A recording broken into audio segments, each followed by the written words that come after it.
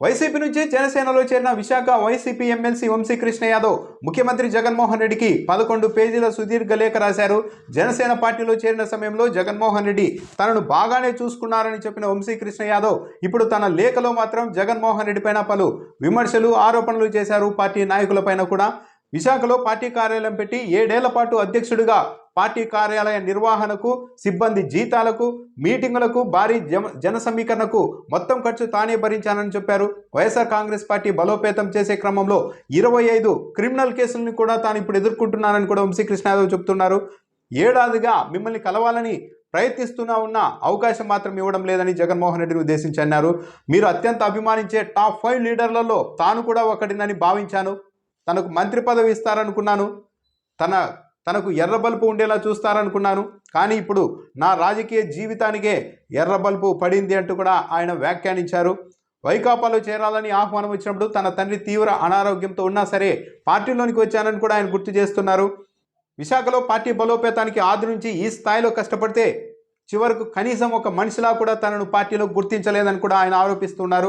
వివిధ పార్టీల నుంచి వచ్చిన నాయకుల్ని చేర్చుకోవడం, ధర్నాలు, అర్ధరాత్రి రోడ్లపై పడుకొని నిద్రలేని రాత్రులు తాను చాలా గడిపానని కూడా ఆయన చెప్తున్నారు. వైఎస్ఆర్ కాంగ్రెస్ పార్టీ కోసం ఇప్పుడు ఇంత చిన్న చూపు చూస్తారని, ఇన్ని ఇబ్బందులు పెడతారని తాను ఎప్పుడూ అనుకోలేదని కూడా ఆయన అంటున్నారు.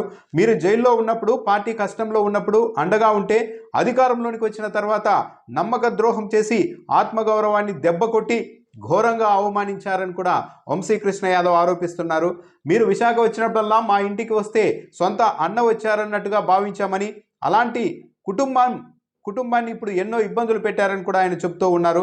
2014లో తూర్పు నియోజకవర్గం నుంచి వైసీపీ తరఫున పోటీ చేసి తాను ఓడిపోవడానికి చాలా కారణాలు ఉన్నాయని కూడా ఆయన చెప్తున్నారు.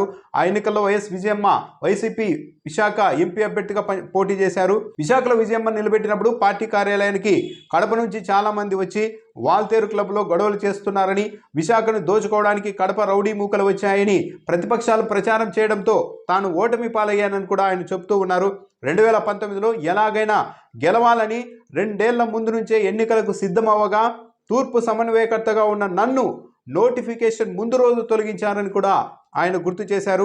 కార్పొరేషన్ ఎన్నికల్లో కూడా తనను కార్పొరేటర్గా పోటీ చేయించారు. ఫలితాలు రాగానే మేయర్ పదవి ఇస్తామంటూ విజయసాయిరెడ్డి, సజ్జల రామకృష్ణారెడ్డి, వైవి సుబ్బారెడ్డిలతో చొప్పించారు. ఒకవేళ ఆ తర్వాత మహిళకు మేయర్ పదవి ఇచ్చారు. మహిళకు మేయర్ని చేయాలనుకున్నప్పుడు ఎమ్మెల్యే స్థాయిలో ఉన్న తనను కార్పొరేటర్గా ఎందుకు పోటీ చేయించారని కూడా ఆయన ప్రశ్నిస్తున్నారు.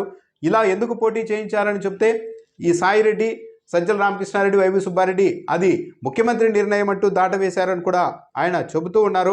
అధికారంలోనికి రాగానే మిమ్మల్ని కలిసే అవకాశం కూడా ఇవ్వలేదు. ఏడాదిన్నరగా ప్రోటోకాల్ కోసం విప్పు పదవి ఇవ్వాలని కోరినా కూడా పట్టించుకోలేదు. అధికారంలోనికి రాగానే అప్పటి వరకు నేను పార్టీలోనికి తెచ్చిన వ్యక్తులకు పెద్దపీట వేస్తారని కూడా ఆయన ఆరోపిస్తున్నారు. సొంత క్యాడర్ లేని ఎంపీ ఎంవివి సత్యనారాయణ, ఏయూ మాజీ వీసీ ప్రసాద్ రెడ్డి చెప్పిన తప్పుడు మాటలు విని తనను పక్కన పెట్టారని కూడా ఆయన ఆరోపిస్తూ ఉన్నారు. ప్రత్యక్ష రాజకీయాలకు ప్రజలకు దూరం చేసేలా ఎమ్మెల్సీ పదవి ఇచ్చారని కూడా విమర్శిస్తున్నారు. ఎమ్మెల్సీ పదవి ఇవ్వడాన్ని కూడా ఆయన విమర్శిస్తూ ఉన్నారు. మా ఇంటికి కూతవేటు దూరంలోనే జరిగిన పార్టీ కార్యక్రమానికి మంత్రి విడుదల రజని వచ్చినా ఎమ్మెల్సీగా ఉన్న తనను మాత్రం ఆహ్వానించలేదని కూడా ఆయన చెప్తూ ఉన్నారు. పార్టీ కోసం కష్టపడిన యువతకు ఉద్యోగాలు ఇవ్వాల్సిందిగా తాను లేఖ రాస్తే నేనేం చేయగలను, అవుట్సోర్సింగ్ ట్రై చేసుకొని ముఖ్యమంత్రి చెప్పారని కూడా ఆయన లేఖలో వివరించారు. తూర్పు సమన్వయకర్తగా ప్రస్తుతం ఎంవివి సత్యనారాయణను వైసీపీ నియమించింది. తూర్పు సమన్వయకర్తగా ఎంవివి సత్యనారాయణకి బాధ్యతలు ఇస్తున్నప్పుడు 12 ఏళ్లుగా పార్టీలో పనిచేసిన తనకు ఒక్క మాట కూడా చెప్పలేదని కూడా వంశీకృష్ణ యాదవ్ చెప్తూ ఉన్నారు. 30 ఏళ్లుగా భాగస్వామ్యంతో నడుస్తున్న తన క్వారీకి అన్యాయంగా పెనాల్టీ వేశారని మీ దృష్టికి 5 సార్లు తీసుకొచ్చాను. సీఎం కార్యదర్శి ధనంజయ రెడ్డి, గనుల శాఖ మంత్రి పెద్దిరెడ్డికి 10 సార్లు విన్నవించాను. అధికారంలో ఉన్న నా సొంత వ్యాపారాల్లో నన్ను తీవ్రంగా ఇబ్బందులకు గురి చేశారని కూడా ఆయన చెబుతున్నారు. అన్యాయంగా వేసిన పెనాల్టీని తీసివేయాల్సిందిగా ఎన్నిసార్లు విజ్ఞప్తి చేసినా ఎవరూ పట్టించుకోలేదు. చివరకు తానే వ్యాపారం నుంచి తప్పుకోవాల్సి వచ్చింది. ఆర్థిక ఇబ్బందుల కారణంగా తన భార్య తీవ్ర అనారోగ్యానికి గురయ్యారని కూడా వంశీకృష్ణ యాదవ్ చెబుతూ ఉన్నారు. ఆత్మాభిమానం చంపుకోలేక ఈ పార్టీని వీడుతున్నానని కూడా ఆయన వివరించారు. పార్టీ కోసం 24 గంటలు పనిచేశాను. కార్యకర్తలను పార్టీకి సైనికుల్లా తాను తయారు చేశానని కూడా వంశీకృష్ణ యాదవ్ చెబుతున్నారు. అధికారంలోనికి రాగానే తనను చాలా అవమానాలకు, ఇబ్బందులకు గురి చేసి ఎన్నో నిద్రలేని రాత్రులు గడిపేలా చేశారని, విలువ గౌరవం లేని చోట ఆత్మగౌరవాన్ని చంపుకొని ఉండలేకే తాను వైసీపీని వీడుతున్నట్టుగా కూడా ఆయన వివరించారు. మిమ్మల్ని కలిసి కష్టాలన్నీ చెప్పుకోవడానికి ఏడాదిన్నరగా ప్రయత్నించినా కనీసం అపాయింట్మెంట్ కూడా ఇవ్వలేదని జగన్మోహన్ రెడ్డిని ఉద్దేశించి లేఖలో వంశీకృష్ణ యాదవ్ విమర్శించారు. వంశీకృష్ణ యాదవ్ 2019లో ప్రజారాజ్యం పార్టీ నుంచి విశాఖ తూర్పులో పోటీ చేశారు. కేవలం 4,000 ఓట్ల తేడాతో టీడీపీ అభ్యర్థి చేతిలో ఓడిపోయారు. ఆ తర్వాత వైఎస్ఆర్ కాంగ్రెస్ పార్టీలోకి వచ్చినా కూడా ఆయనను చివరి నిమిషంలో ఇలా ఇన్ఛార్జ్ పదవి నుండి తప్పిస్తూ వచ్చారు. 2019లో కూడా అదే జరిగింది. 2014లో ఓడిపోయారు. ఇప్పుడు కూడా అక్కడ ఎంవివి సత్యనారాయణని తూర్పు ఇన్ఛార్జిగా వైసీపీ తీసుకురావడంతో వంశీకృష్ణ యాదవ్కు ఈసారి కూడా ఎమ్మెల్యే టికెట్ లేదు అన్నది నిర్ధారణ అయిన తర్వాతే ఆయన జనసేనలో చేరారు.